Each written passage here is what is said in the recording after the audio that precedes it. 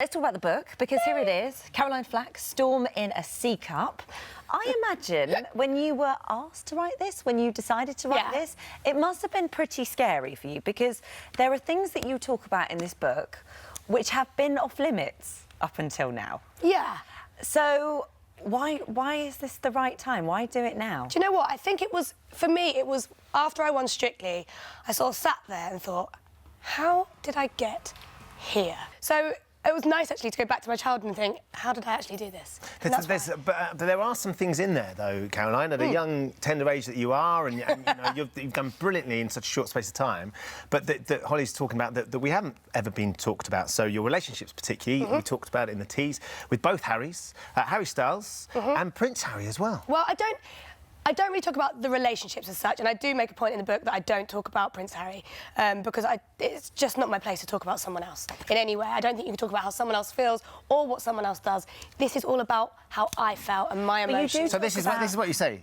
To me, to Prince is so unlikely, it would be weird not to acknowledge it. However, once the story got out, that was it. We had to stop seeing each other. I was no longer Caroline Flack, TV presenter, I was Caroline Flack. Prince Harry's bit of rough.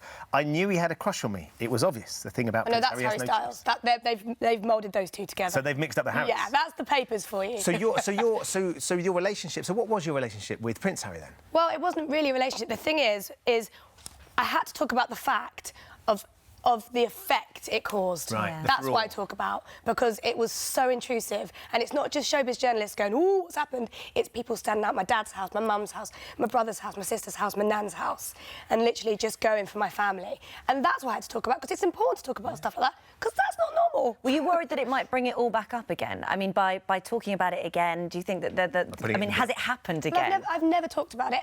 No, because I think this is my story. Yeah. And you can't leave these things out. It would be stupid.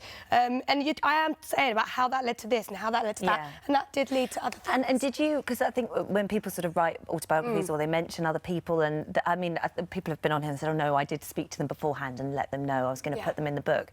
Did you contact Prince Harry or Harry Styles? Yes. And what did they say? That's between me and them. But I would never put anything in a book that someone didn't want in there, because that is their life. But these are my feelings. Caroline, do you think if that furore hadn't been there, and this is probably a bit of a moot point because I'm not sure it would ever happen, but do you think if that stuff hadn't been going on, then maybe there would have been a future for you and Prince Harry?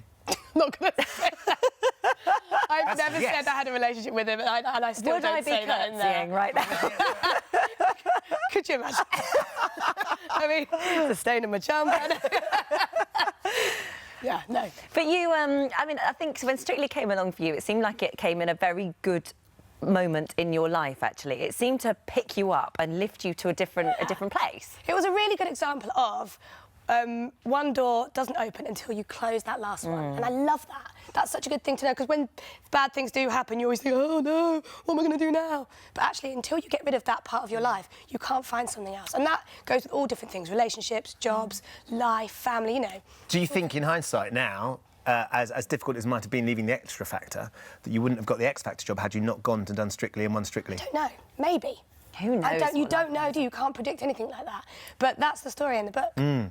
Well, you have got the X Factor job, and this weekend was a huge, huge weekend. Ollie was nervous, but they're good nerves. And we looked at each other, we had a little hug before we went on, and then you hear that music, and then you get your goosebumps, because we do it because we love it. You don't do it for any other reason, but you love it. If you didn't love it, you wouldn't do it, and we had a great night. And there was some booze. I mean, it's kind of panto in a way, isn't it? Yeah. When Mason got through, Mason Noyes, of course. I think everybody was quite shocked that he'd because I think people sort of saw it as being a little bit unfair. It's a talent show, so if he does well, if he does the right songs, if he goes on and does well, then people are going to love it. But, you know, the public are allowed their opinion, because it's all down to them who wins. They pick up the phone, they vote. So you can't say you're not allowed an opinion, you have to be allowed.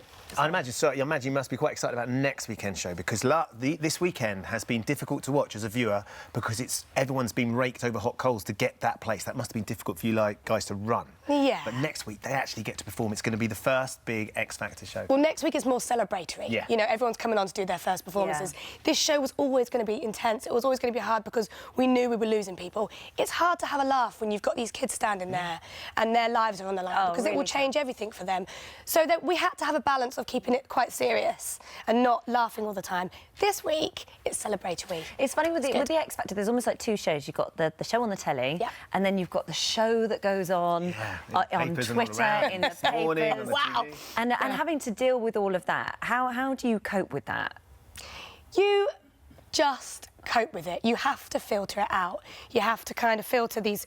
Like I said, everyone's got an opinion, and it can sometimes just be on what you're wearing, how you look, things you say, how you breathe. You know, you're ready for it. With a show like X Factor, you've got to be ready for it, and you've got to have thick skin. Well, we're looking forward to next Saturday, to the live final. Is there going to be, can I just ask, because obviously you're a dancer, we saw you win Strictly, we know Ollie's a fantastic dancer, are you going to have a big opening number? Are we going to see I really hope so. I hope there's Flack magic? Yeah, it'd be really good to do some sort of joint routine, or, you know, even sing a song or two. I don't know, something fun. You're going to launch a pop career as well? No. You can sing. You can sing. I'm not I going to know launch a you pop can sing because you sang at Lee Francis's wedding, didn't you? She's got a really I bet you've good auditioned. voice. Didn't you audition for Chicago too? Goodness me, it's only a matter of time, Caroline Flack. Who knows? The triple threat. Who knows?